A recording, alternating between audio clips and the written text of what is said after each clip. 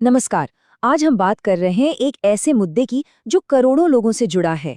सरकारी कर्मचारियों और पेंशनर्स के मन में बस एक ही सवाल है, भाई सैलरी और पेंशन आखिर कितनी बढ़ेगी। और देखिए, इस सवाल का जवाब सीधा सीधा जुड़ा है 8वें वेतन आयोग से। हाल की रिपोर्ट्स ने कुछ बड़े संकेत दिए हैं, तो चलिए आज उन 5 सबसे बड़े सवालों को समझते हैं जो सबके मन में हैं। तो सबसे पहले ये समझते हैं कि ये फैसला आखिर कितने लोगों से जुड़ा है।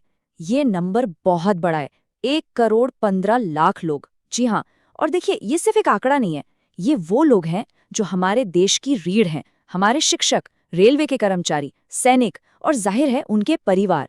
तो सोचिए, एक फैसला और इन सभी की आर्थिक जिंदगी की पूरी दिशा तय हो जाएगी। तो इस पूरी तस्वीर को अच्छे से समझने के लिए आज हम 5 बड़े सवालों पर बात करेंगे। सबसे पहले, फायदा आखिर किसे किसे मिलेगा। फिर सबसे बड़ा सवाल, सैलरी कितनी बढ़ सकती है, पेंशन पर इसका क्या असर पड़ेगा, और ये सब लागू कब से होगा। और आखिर में हम भत्तों और पूरी बड़ी पिक्चर को भी समझेंगे। तो चलिए हमारे पहले सवाल से शुरू करते हैं कि आखिर ये जो 1,15,00,000 लोग हैं, ये हैं कौन। मतलब किन्हें इस वेतन आयोग से सीधा सीधा फायदा मिलने वाला है।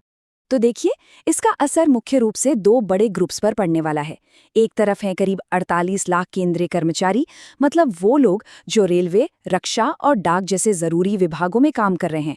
और दूसरी तरफ एक और भी बड़ा ग्रुप है, 67 लाख से भी ज्यादा पेंशनर्स का, जो अपनी सेवा पूरी कर चुके हैं। मतलब इसका दायरा वाकई में बहुत बड़ा है। चलिए अब आते हैं उस सवाल पर जो शायद हर कर्मचारी के मन में सबसे ऊपर है कि सैलरी आखिर बढ़ेगी कितनी। इसमें हम अनुमानों, संभावनाओं और सबसे जरूरी फिटमेंट फैक्टर को समझेंगे। तो सैलरी में कितनी बढ़ोतरी होगी, ये सब कुछ एक चीज पर निर्भर करता है, जिसे कहते हैं फिटमेंट फैक्टर। अब ये क्या है, बहुत आसान शब्दों में समझिए, ये एक तरह का मल्टीप्लायर है। आपकी जो अभी की बेसिक सैलरी है, उसे इसी नंबर से गुणा करके नई बेसिक सैलरी तय की जाती है। सीधा सा हिसाब है, ये फैक्टर जितना ज्यादा होगा, सैलरी में उछाल भी उतना ही बड़ा आएगा। इसका असर कितना बड़ा हो सकता है, इसको एक उदाहरण से समझते हैं। देखिए, अभी जो न्यूनतम बेसिक सैलरी है वो है 18,000 रुपये। अब अगर, जैसा कि रिपोर्ट्स में कहा जा रहा है, फिटमेंट फैक्टर 3.68 रखा जाता है, तो यही न्यूनतम सैलरी बढ़कर सीधे 66,000 रुपये से भी ज्यादा हो सकती है। सोचिए जरा, ये किसी भी परिवार के लिए कितना बड़ा बदलाव होगा। लेकिन हाँ, आखिरी फैसला पूरी तरह से इसी फिटमेंट फैक्टर पे टिका होगा। मतलब अगर फैक्टर 3.68 तक जाता है तो जंप बहुत बड़ा होगा, जैसा हमने देखा। पर अगर मान लीजिए ये थोड़ा कम भी रहता है, जैसे 2.60 से 2.85 के बीच, तब भी सैलरी में करीब 20 से 30% की एक अच्छी खासी बढ़ोतरी की उम्मीद तो की ही जा सकती है। तो सैलरी की बात तो हो गई, पर पेंशन का मुद्दा भी उतना ही जरूरी है।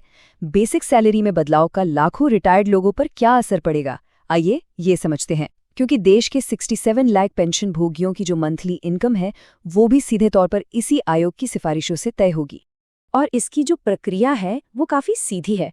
देखिए, सबसे पहले बेसिक सैलरी को बढ़ाया जाता है, फिर उस पर फिटमेंट फैक्टर लागू होता है, और बस इसी नए वेतन ढांचे के आधार पर पेंशन की भी फिर से गणना कर ली जाती है। इसका सीधा सा मतलब ये है कि पेंशनर्स की मासिक आय में भी एक अच्छी खासी बढ़ोतरी देखने को मिल सकती है। ठीक है, सैलरी बढ़ेगी, पेंशन भी बढ़ेगी, ये सब तो समझ आ गया। लेकिन सबसे बड़ा सवाल, ये सब होगा कब? कर्मचारियों और पेंशन भोगियों को ये बदलाव कब तक देखने को मिल सकते हैं?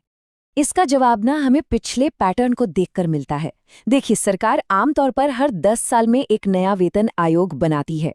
जो पिछला यानी 7वां वेतन आयोग था, वो 1 जनवरी 2016 को लागू हुआ था। तो अगर हम उसी 10 साल के चक्र को फॉलो करें, तो पूरी उम्मीद है कि 8वां वेतन आयोग 1 जनवरी 2026 से लागू किया जाएगा। अब बात सिर्फ बेसिक सैलरी और पेंशन तक ही सीमित नहीं है। पूरी तस्वीर को समझने के लिए हमें बेसिक सैलरी से आगे बढ़कर भत्तों यानी अलाउंस को भी देखना होगा। और इसमें सबसे अहम है महंगाई भत्ता। तो ये महंगाई भत्ता, या जिसे हम डीए यानी डियरनेस अलाउंस कहते हैं, आखिर ये है क्या और ये इतना जरूरी क्यों है? देखिए, महंगाई भत्ता या डीए सरकारी कर्मचारियों और पेंशन भोगियों को बढ़ती महंगाई के असर से बचाने के लिए दिया जाता है। ये एक तरह से इस बात को पक्का करता है कि समय के साथ आपकी सैलरी की जो खरीदने की ताकत है, यानी परचेजिंग पावर, वो कम ना हो। और यही एक नए वेतन आयोग की जरूरत का एक बड़ा कारण भी बनता है। और सबसे ज़रूरी बात यह है कि जब महंगाई भत्ता यानी डीए बेसिक सैलरी का 50% पार कर जाता है तो ये एक बहुत बड़ा संकेत होता है कि अब एक नए वेतन ढांचे की सख्त ज़रूरत है। तो जब 8वां वेतन आयोग आएगा तो उम्मीद यही है कि डीए और एचआरए जैसे दूसरे ज़रूरी भत्तों को भी नए सिरे से तैयार किया जाएगा। तो इस पूरी चर्चा का सार क्या है? देखिए, एक नए और व्यापक पे मैट्रिक्स की उम्मीद है। फिटमेंट फैक्टर पर 3.25 से 3.68 तक की चर्चा हो रही है। पेंशन में भी बड़े बदलाव की उम्मीद की जा रही है। और हाँ, डीए और एचआरए जैसे भत्तों का भी पुनर्गठन किया जाएगा। पर एक बात याद रखनी बहुत ज़रूरी है, ये सब अभी अनुमानों और रिपोर्ट्स पर आधारित हैं। अंतिम फैसला तो सरकार की औपचारिक अधिसूचना के बाद ही सामने आएगा। और यही सबसे अहम बात है कि अंतिम निर्णय केवल औपचारिक सिफारिशों और सरकारी अधिसूचना के बाद ही स्पष्ट होगा। संकेत भले ही कितने भी सकारात्मक हों, लेकिन असली तस्वीर तभी साफ होगी जब सरकार की तरफ से एक ऑफिशियल अनाउंसमेंट आएगा। तब तक हमें इंतजार करना होगा। और जाते जाते एक सवाल, ये फैसला सिर्फ व्यक्तिगत सैलरी और पेंशन के बारे में नहीं है।